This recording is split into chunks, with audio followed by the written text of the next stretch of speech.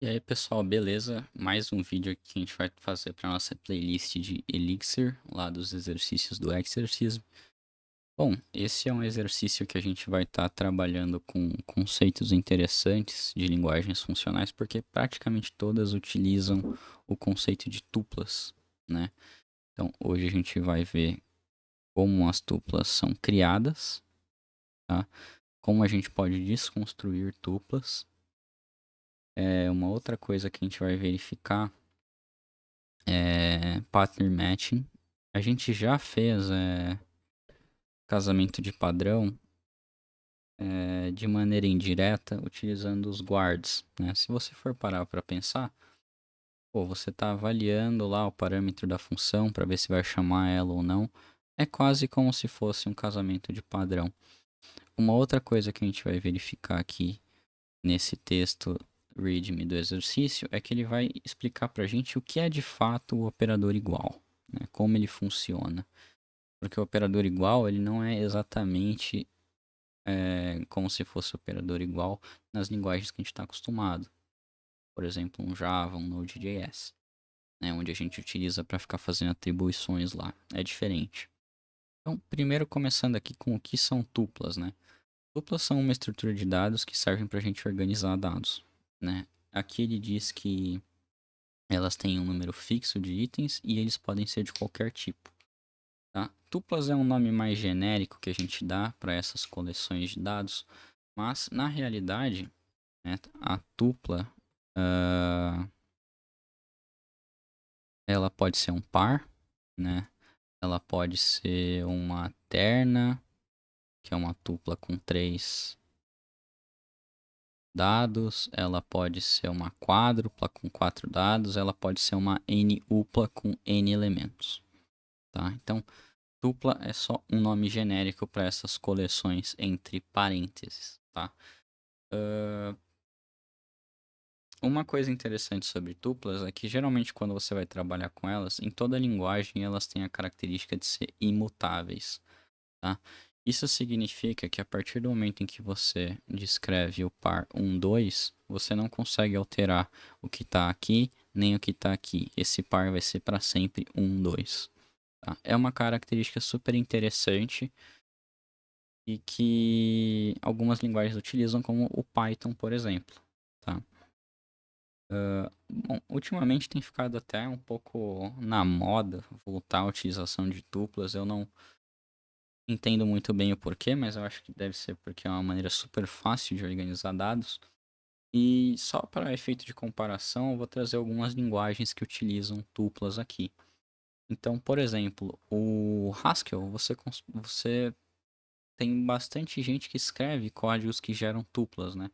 Apesar das tuplas não terem características interessantes como outros tipos, elas são extremamente úteis para a gente guardar dados de maneira organizada, né?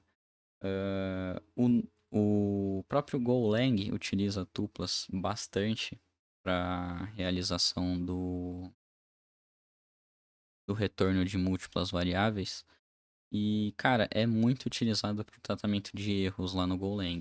Já que a gente não tem o esquema de exceções, a gente retorna o erro como um valor, geralmente a posição mais à direita da tupla. Então, a gente geralmente vai trabalhar com esse tipo de tupla lá no Golang.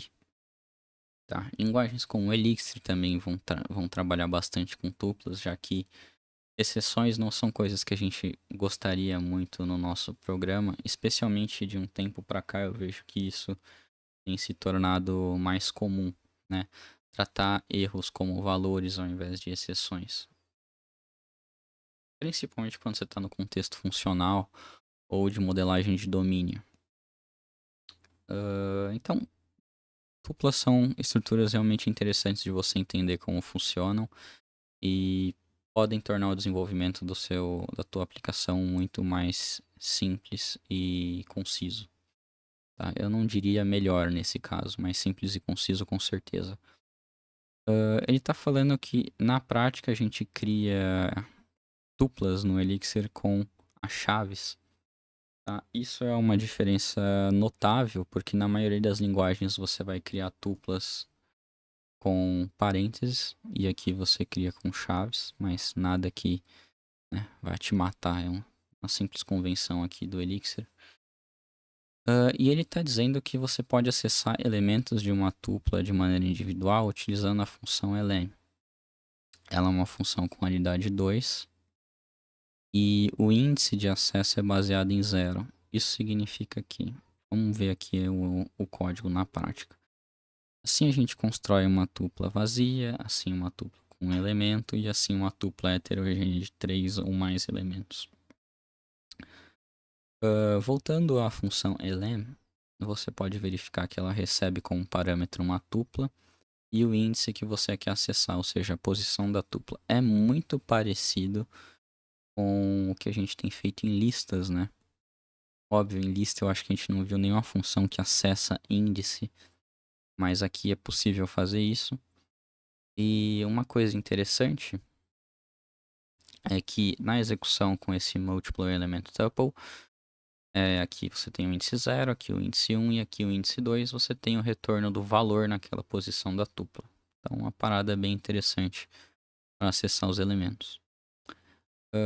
Ele diz que tuplas são maneiras de você agrupar informação. Então, ele te dá um exemplo prático aqui embaixo de onde tuplas podem ser utilizadas.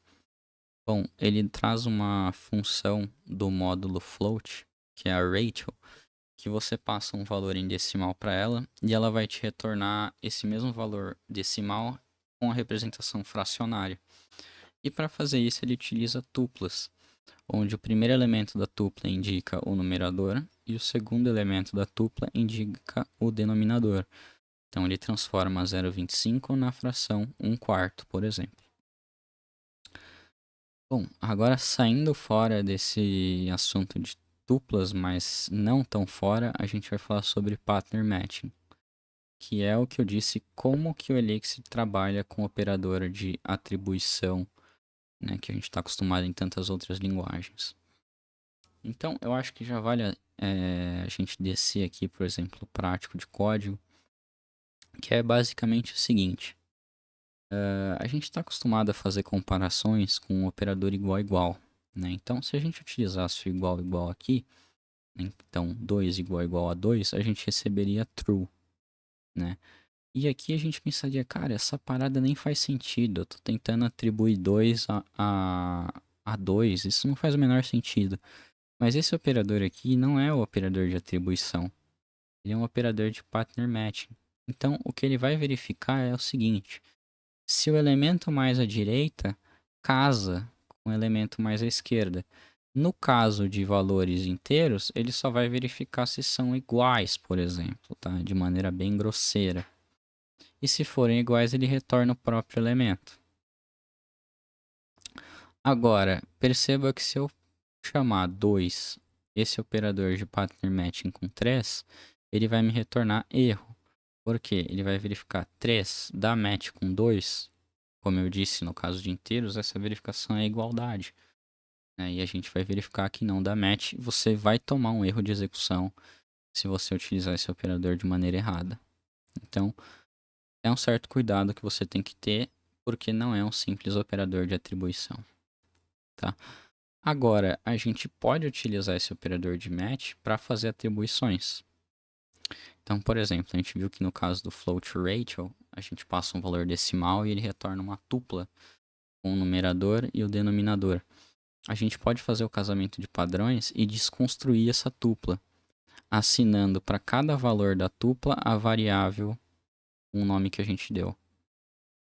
Então, por exemplo, o underline aqui é utilizado quando a gente quer desconsiderar um valor da tupla, que não vai ser utilizado. E quando eu dou um nome diferente de underline, eu quero utilizar esse valor. Então, o que ele está fazendo aqui para mim é, olha, chama a função float Rachel para 0,25. Isso vai me retornar a tupla 1,4. Eu faço essa tupla aqui, que é underline denominador, igual a tupla 1,4. E no final o que eu tenho é o denominador assinado como 4 e o 1 sendo jogado fora, porque eu não assinei ele para nenhuma variável. Tá? Então, cara, é uma parada super interessante de você utilizar e não é qualquer linguagem que você vai conseguir fazer isso. Tá? Então, é um recurso muito bacana. E aqui ele vai falar sobre o pattern matching em funções nomeadas. Isso aqui pode parecer muito estranho, né, no começo, mas no exemplo que eu já escrevi o exercício, para a gente só verificar o que está acontecendo, vai ficar mais claro, tá?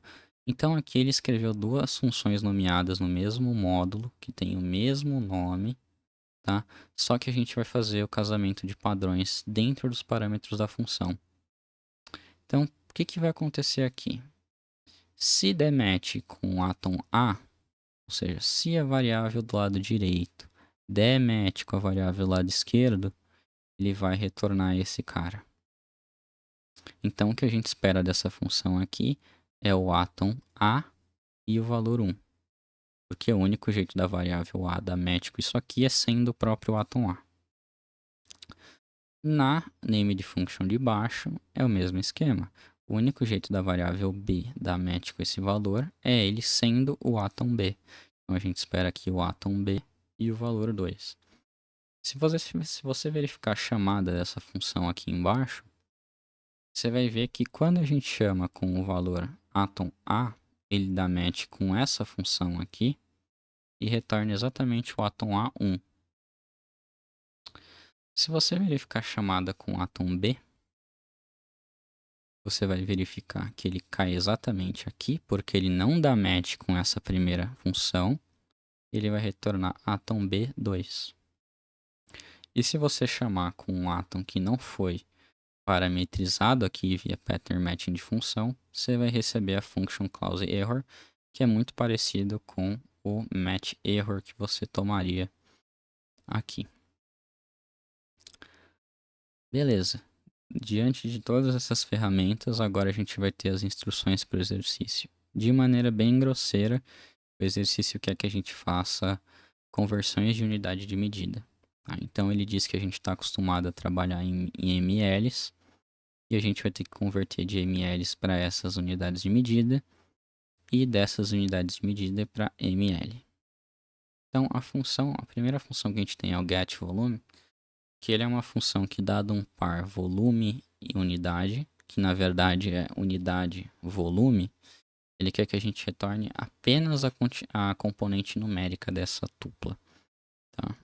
Então, eu já implementei aqui. É esse cara.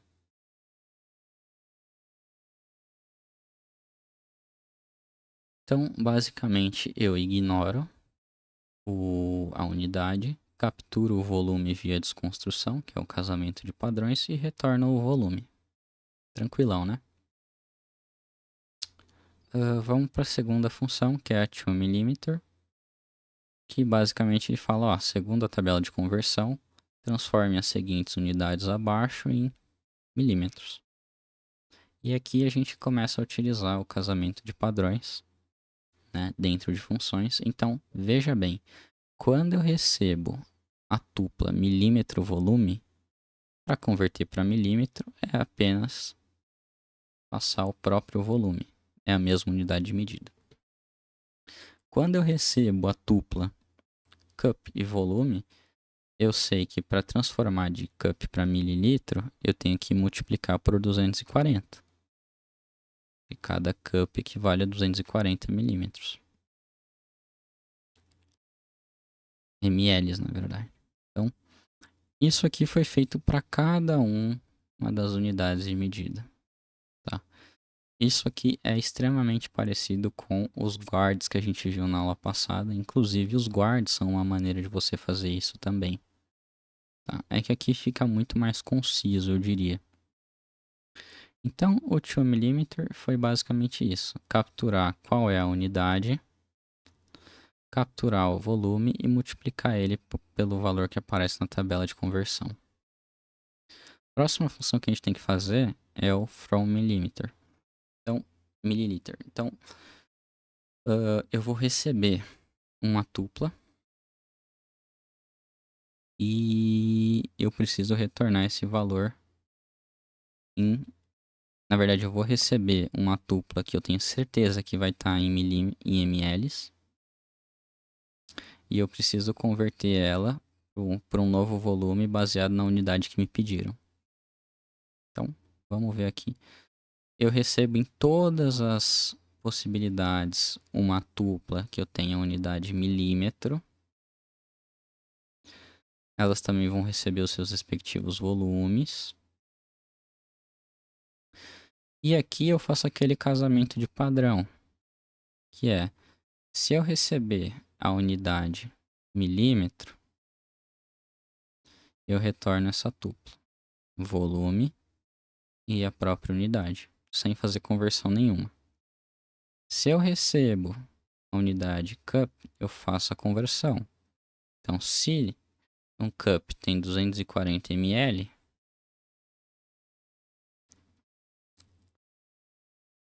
um ml equivale a 1 sobre 240 cup. Então, é literalmente isso aqui que eu estou fazendo. E eu faço isso para toda unidade possível. Aí você vai me falar, pô, mas você precisava desse desconstrutor para pegar a unidade aqui? Não. Eu poderia simplesmente fazer isso aqui também, ó. Tá? Não teria problema nenhum. É que eu gosto de manter um padrão. Eu acho que esse padrão vai ficar mais bonitinho, sem esse igual, porque quanto menos coisas a gente põe numa linha, né? Geralmente fica melhor para ler. Então eu vou acabar removendo esse caso de igualdade. E a gente vai ver que tem que funcionar. Eu não testei ainda o programa, então eu tô falando que tem que funcionar. Porque, bom, pra mim faz sentido que funcione, né? Mas pode não funcionar. E por fim a gente vai para a última função, que é essa função convert aqui. E vamos ver o que ela precisa fazer. Então eu recebo um par, né, volume unidade. E eu preciso converter para outra unidade que eu recebo. Bom, simples. Eu pego esse primeiro volume par e converto ele para milímetros. Essa função vai me retornar o volume, certo? Então ela me retorna um número. Aí eu criei uma função privada aqui chamada mililiter. Porra, até troquei aqui o nome, né? Era pro nome ser esse cara aqui.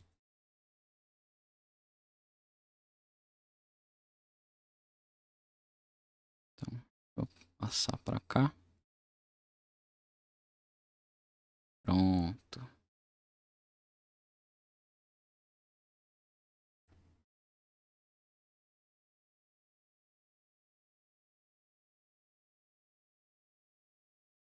Aqui ele vai fazer um construtor dessa tupla para mim, que é o mililiter e o volume. Tá? Então eu transformo para o volume que eu quero e construo a tupla de mililiter. Eu não sei que porra que ele tá reclamando.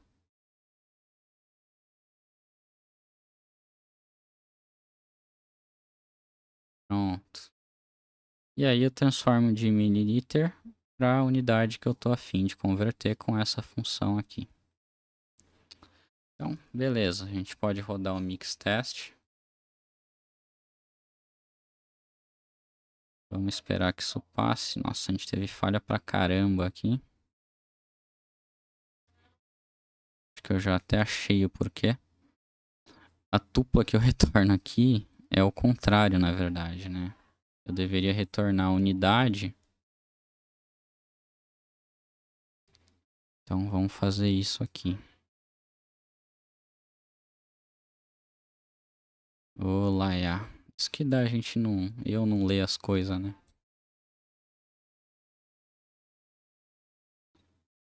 Então vamos lá. Praticamente certeza que foi isso aqui que deu pau.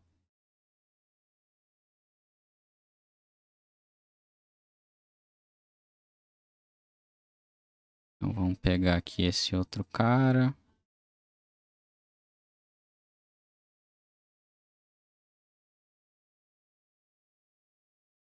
E esse outro cara aqui.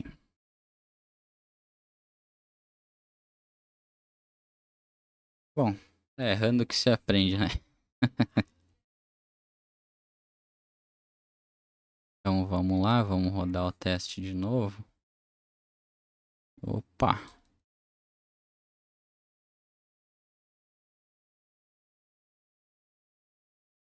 7 falhas. Porra, parece que a gente fez algum bagulho bizarro aqui. Foi no Jones. Em que método que foi? Na conversão. Então eu tenho a primeira conversão de cup, e são 4 cups para milímetro.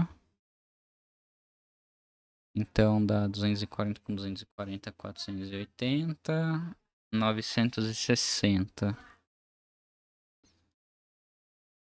Depois eu passar para esse cara aqui, de milímetros para ele, que deve estar aqui. Vamos ver se eu acertei na tabela de conversão. São 30 ao invés de 3, pô. Então foi isso mesmo que eu errei aqui. E provavelmente ele quer com truncate, né? Então vamos testar, mas provavelmente vai dar erro. Ô, rapaz.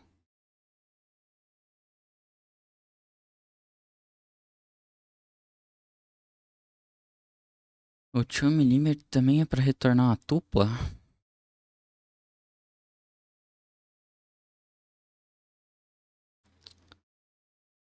Vamos ver.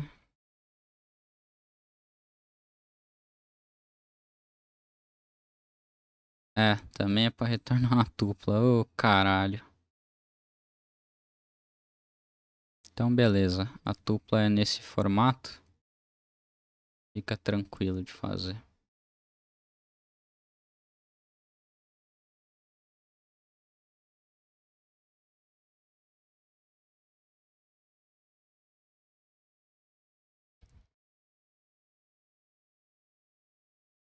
É, galera. Tenho que... Tem que ter a mania de ler aí as coisas. Eu vou fazendo tudo. Mas vamos testar agora. 4 falhas. Ah, tá. Porque agora eu não preciso mais dessa função, né? Inclusive eu poderia passar esse cara aqui já aqui pra dentro. Não preciso mais dessa função porque ele já constrói a tupla pra mim. Então esse cara aqui também pode ir embora.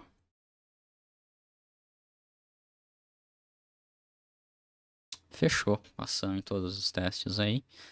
Eu acho que o vídeo já ficou até um pouco extenso porque eu embacei na explicação lá do README. E também tiveram alguns errinhos de código aqui. Mas então é isso aí, galera. Espero vocês no próximo vídeo. Espero que tenham curtido aqui essa parte. E, cara, é muito parecido com o Guards, né? Então, até mais.